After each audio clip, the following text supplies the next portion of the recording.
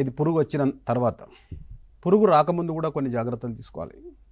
అవి ఎలా ఉంటాయాలంటే, ఇప్పుడు ఎండాకాలం వచ్చింది, ఎండాకాలంలో మనం డీప్ ప్లవింగ్ అంటారు, అంటే లోతైన దుక్కులు దున్నుట. ఆ దున్నడం వల్ల కూడా ఈ పురుగు యొక్క కోశస్థ దశలు ఏమైనా ఉన్నట్టయితే చనిపోవడం జరుగుతుంది. అంతేకాకుండా రైతులకు ఈ కత్తెర పురుగు విషయంలో ఇంకొకటి ఏంటంటే, రైతులు దాదాపుగా ప్రైవేట్ బయట దొరికేటువంటి మార్కెట్లో దొరికేటువంటి పాకెట్లు తీసుకొచ్చే విత్తనం పెట్టుకుంటూ ఉంటారు.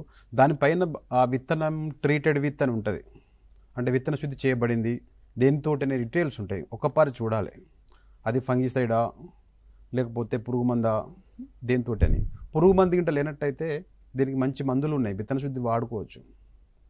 ఏది ఇమిడాక్లోపిడ్ కానీ థైమిథాక్సమ్ కానీ చాలా సింపుల్గా విత్తన శుద్ధి చేసినట్టయితే కూడా ఒక ఫస్ట్ 15-20 రోజులని మనము రాకముందే మనము మొక్కజొన్నను కాపాడుకోవచ్చు.